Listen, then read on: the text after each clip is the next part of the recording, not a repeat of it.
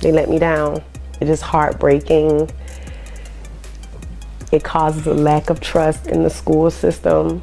As that video continues, that teacher can be seen standing over and straddling the student after throwing him down. Like, I get what y'all saying. 11-year-old, a 6th grade student. Whoa, that's young. It is young. That boy by almost the same height as that teacher. So he ain't no little baby. He a big kid.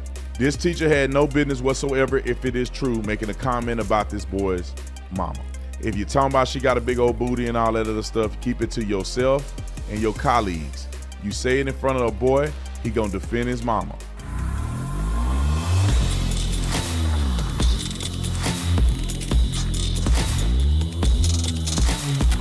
This is the battle of, did the teacher go too far? That's what I think people want to know. Did the teacher go too far? Now, I don't have the full body-worn camera, the full camera of the incident. We just got a quick clip of the incident when the teacher pushes the kid over a table or something like that. But let me read a little bit of this. It says an incident, and I don't even know how to say the name, the middle school in Savannah, Georgia, involving a teacher and an 11-year-old student has garnered significant attention, and the details are as follows. On December the 6th, 2024, a video surfaced showing a teacher and assistant football coach, B. Traylon Elder, physically confronting a 6th grade student. Now look at this. Like, I get what y'all saying. 11-year-old, a 6th grade student. Whoa, that's young. It is young. That boy by almost the same height as that teacher. So he ain't no little baby. He a big kid. And it says TJ, the footage, despite Elder grabbing TJ by the shirt and forcibly throwing him across a row of desks. This is the provocation. It says the altercation reported began after Elder allegedly made inappropriate sexual remarks about TJ's mother, which is the student's mother. TJ confronted Elder, requested him to stop making such comments, which led to a physical confrontation. Student injuries. Following the incident, TJ was taken to an emergency room where he was diagnosed with a concussion and multiple bruises. His mother, Chanel, but y'all should see how this woman spelled this name. I think it's Chanel. It's CHE apostrophe NELLE. Chanel, I think, expressed deep concerns over the physical and emotional impact on her son. The teacher has resigned, just so you guys know, after the altercation. Now, let me just put this in perspective. I went to a hood school where you would throw hands on your teacher and your teacher throw hands on you if it get out of control. This teacher had no business whatsoever, if it is true, making a comment about this boy's mama. If you're talking about she got a big old booty and all that other stuff, keep it to yourself and your colleagues. You say it in front of a boy, he gonna defend his mama. Now, if that wasn't the case and the kid assumed the coach had said that and thought he was gonna boss up on a grown man, then you getting pushed on your back, bro, is a part of the process. But I think the coach probably should not be in a school setting. He probably is not eligible to do this because you have to have more composure than this. If a young man that's 11, you got to know the kid is a 6th grader. You should be able to thump that kid if you need to. You got to have more composure as a coach to say, look, this man that's not a grown man. He a little kid. I just say, man, get out of my face. Let me hold him back. Now he swing and hit me or something, then I have to wrestle him to the ground. But as a man, you gotta know your temperament. What does that look like? 11-year-old, you throw him on the floor and make him bump his head on something. Thank you to everybody who gave to Angel Tree. If you guys don't know, we're at 4,800 kids that we were able to serve from your generous donation. Because I donated $5,000. That was all I gave. So $5,000, I don't know how many kids that helped. $5,000 helped like 400 kids or something like that. And so I was only able to help 400. So 4,800, you can say 4,400 other kids was because of you guys. Also, the people who have donated or didn't have opportunity to donate for the Christmas presents, you still have time to give, and this is what you give to.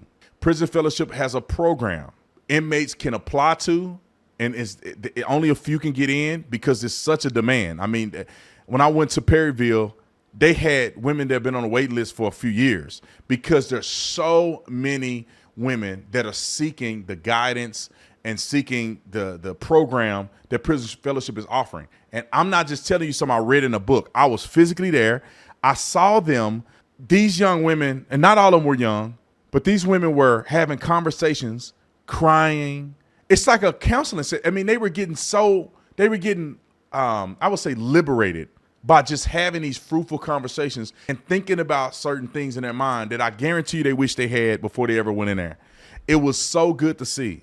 And it really gave me a lot of hope that I not only was supporting the organization because I know that they're good, I saw it with my own eyes. So if you want to continue to help Prison Fellowship as the end of the year gift, many of y'all need to get some tax write-offs anyway. So please give. The link will be in the description section. Roll the clip. Disturbing video that Duran Middle School mother Chanel Russell received Friday. That afternoon, she got a call about what happened between her 6th grade son TJ and the football coach who was in charge of the classroom that day. That teacher was identified as Betrayal Elder. I was told that he had a share of words that were inappropriate to TJ, and that he had, made some remarks about me, and my son was unhappy with it. So my son then went to the front of the classroom to approach the teacher, letting him know, hey, stop talking about my mom. The teacher then came closer to my son.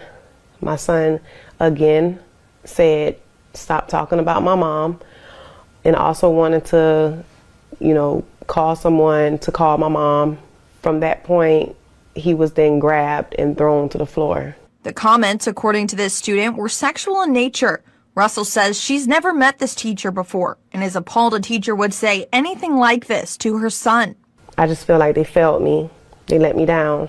It is heartbreaking. It causes a lack of trust in the school system. As that video continues, that teacher can be seen standing over and straddling the student after throwing him down. He then grabbed Travius and shoved him out of the classroom. It was witnessed by the assistant principal that he was thrown out of the classroom.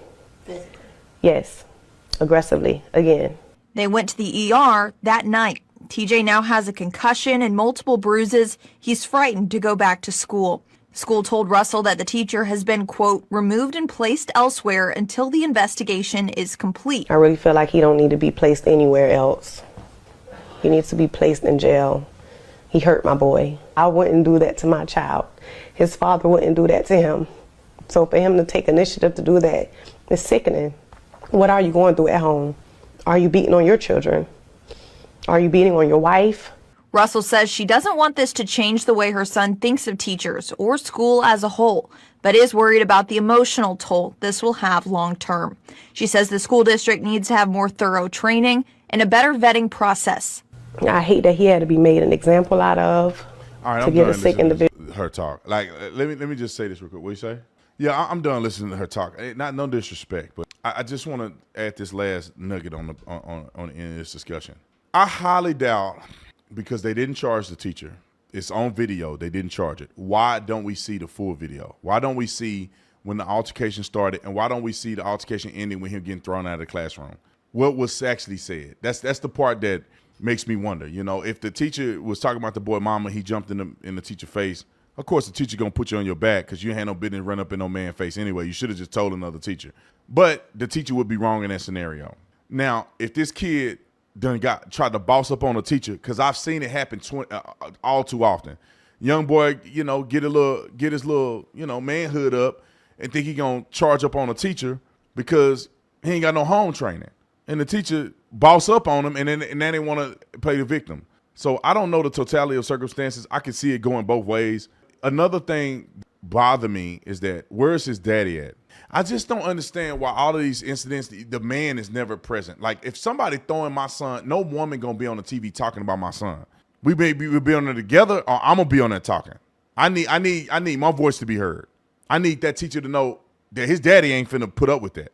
But you also not gonna have me on no TV defending my kid and know my kid cutting up. And I'm interested to see what the real story is, because a football coach, that kid may have played football. Everybody's sitting down. That kid is up in front of the coach, so he definitely got in his face. Who knows?